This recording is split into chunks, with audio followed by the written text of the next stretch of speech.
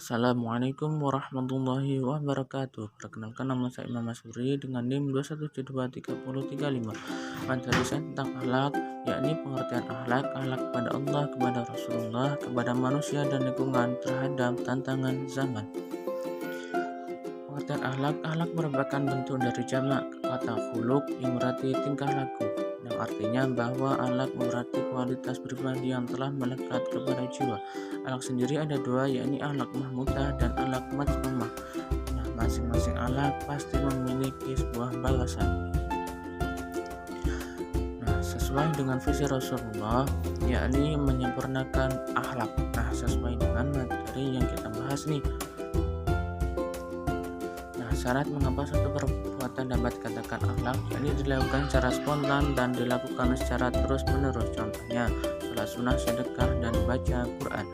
Nah, apa sih dalilnya? Yakni terdapat dalam firman Allah Subhanahu wa taala dalam Quran surah As-Salah ayat 7 sampai 8. Teman-teman silahkan dibaca sendiri ya.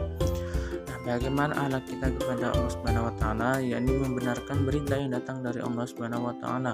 Terdapat dalam Quran surah An-Nisa ayat 87.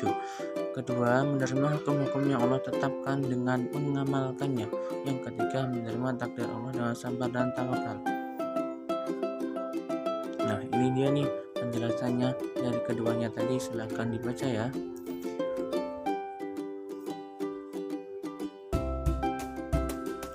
Nah, bagaimana akhlak kita terhadap Rasulullah? Yang pertama, menaati Rasulullah SAW, baik yang dilaksanakan ataupun yang dilarang.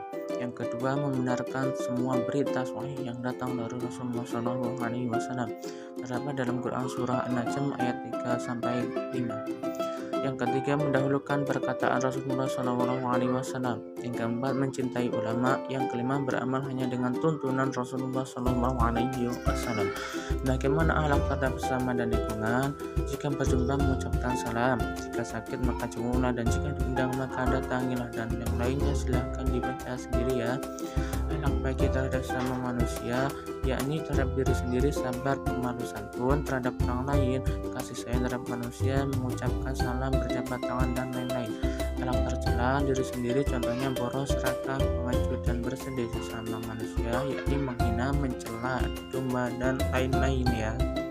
5 langkah meraih akhlak mulia. Yang pertama, hendaknya seseorang senantiasa memperhatikan dalil dalam Al-Quran dan Sunnah. Yang kedua, berteman dengan orang-orang sahih. Yang ketiga, hendaknya seorang memperhatikan apa yang diakibatkan oleh akhlak yang buruk. Yang keempat, hendaknya dia senantiasa menghadirkan dalam benaknya gambaran akhlak Rasulullah. Nah, sekian materi dari saya dan terima kasih. Wassalamualaikum warahmatullahi wabarakatuh.